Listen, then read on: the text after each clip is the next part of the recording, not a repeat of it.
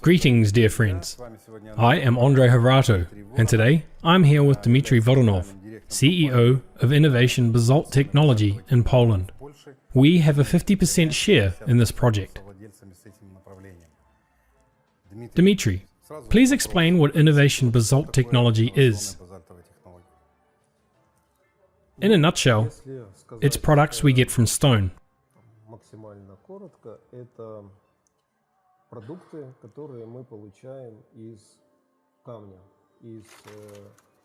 The stone is called basalt. It's the raw material prepared for us by nature itself. It's magma that once erupted from volcanoes, and now we crush it into the form of rubble in the exact same way nature did in the past. And from that, we obtain a thread. And from that thread, we make composite materials. These materials can be used in practically any area of human life. From construction materials, furniture, ski poles, skateboards, etc., anything at all, to the space industry, automotive industry, shipbuilding and aircraft engineering. The range of application is huge and covers practically any area we can think of. In terms of market development prospects, what is your preliminary assessment of the development prospects for the next 5 to 10 years? The prospects are huge. Currently, as suggested by the trend persisting across the world, it is the environment and the protection of nature. And basalt technology, a monoproduct, a natural product, a product from stone and stone only with no chemicals involved, can be used anywhere.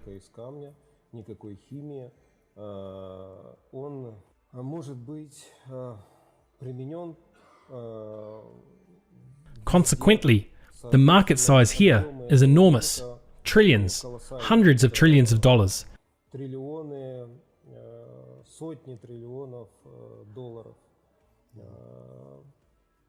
I think in the near future, down the road, this material will render absolutely useless any other technology.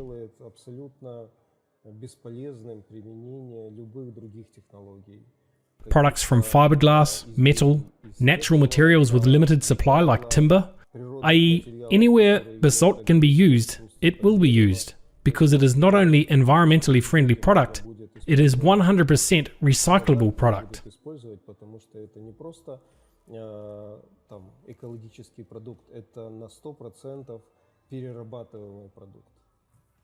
Our company became an investor to have a small, let's say, production shop or plant, which will have to produce something. Could you tell us in short about the purpose of that plant?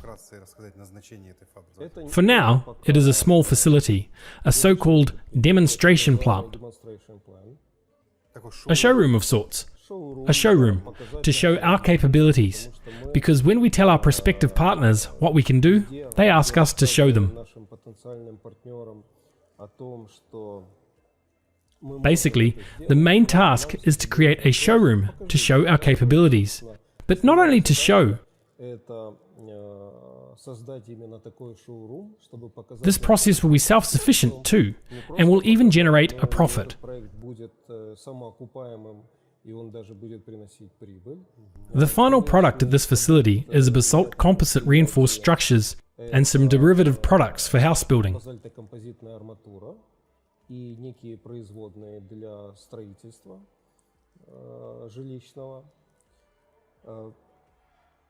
The production capacity is around 400 tons per year. In other words, we're setting up a showroom which will make us some money too. Exactly. So far, with the funding that needs to be provided, the production equipment has been ordered. When can we expect this plant and this production facility to be launched? The launch is planned for April-May this year. You are welcome to attend. You mean the opening ceremony with the ribbon cutting by representatives from our fund? Sure, and during that time, we are going to invite a big number of our prospective partners, investors, all those people who are interested in building such facilities across the world.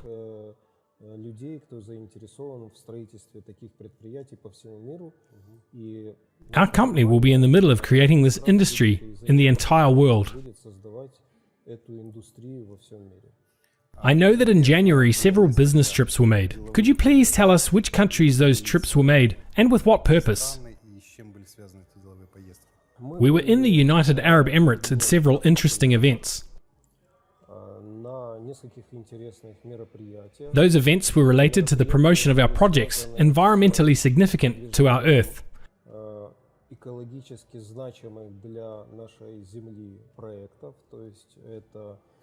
Such as wind energy, solar energy, the use of hydrogen as a source of energy in the world. And everywhere our claims that basalt would become the most powerful sources of structural elements for those projects were met with great enthusiasm.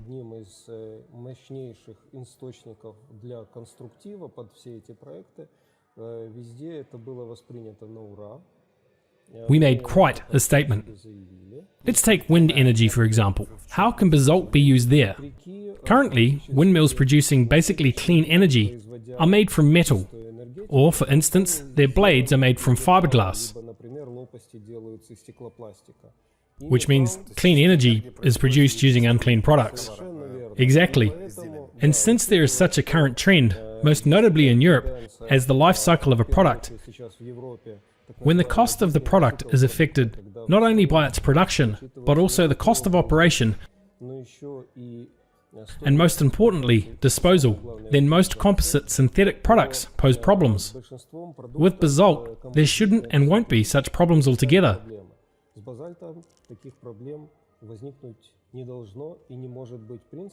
I repeat, it is just stone. We can easily recycle it back into a new product from basalt. So, if we were to make a 100% clean windmill, then the tower and the blades could be made from basalt using basalt composite materials.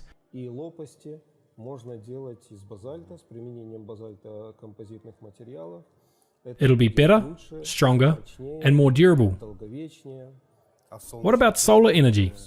Similarly, in solar energy, the entire support structure that bears the solar panels can also be made from basalt.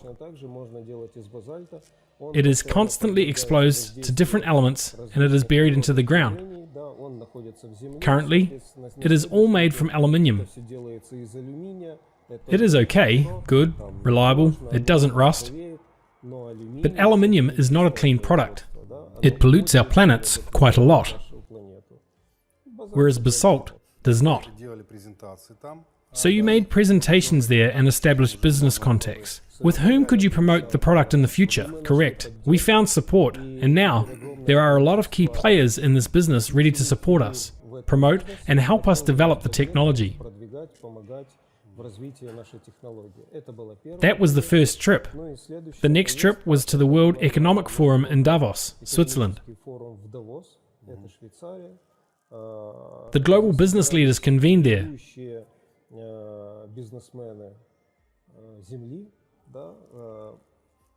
They say there were 100 billionaires there. Yes, correct. Lots of presidents. Trump too. It was very interesting. We made a similar presentation there too. We made a statement and found immediate support, even from small Switzerland. It turns out they have a serious problem with their hoisting machines, which could be made from basalt.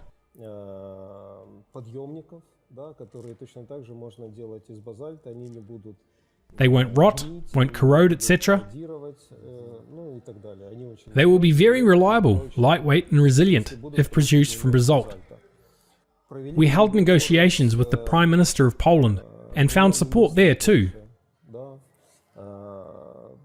We are located and deployed in Poland. That's why it was very important for us.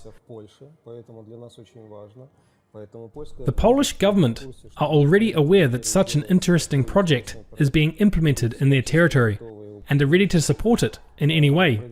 We held negotiations with a number of governments, with India, Germany, France, Italy, Spain. So today, we have very good support. We are working further on publicity and making ourselves visible.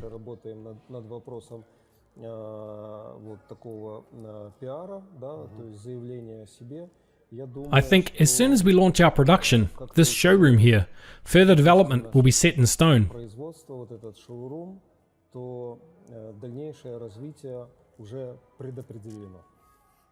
Dmitry, here's a question. In environmental terms, clean production is important, but you still need furnaces to melt basalt. The furnace itself is harmful.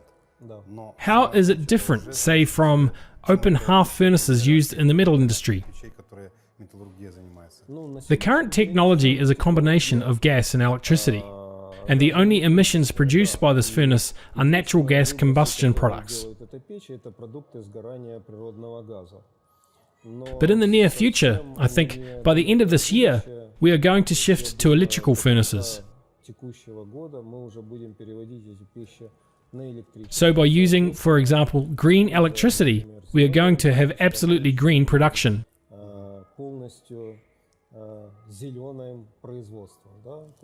We will have electric furnaces consuming green electric power, and that's it. So in essence, it is environmentally friendly production. Exactly. What would be your wishes for our people who actually become co-owners of this project?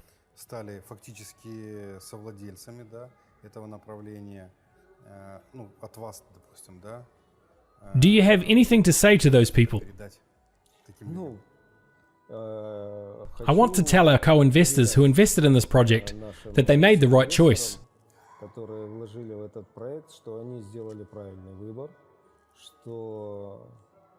We need to further support this project and develop it.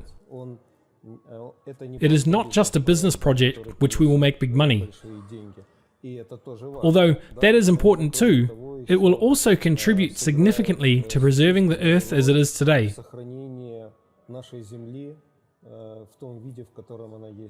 To improving the environment, nature, at least as we have it today.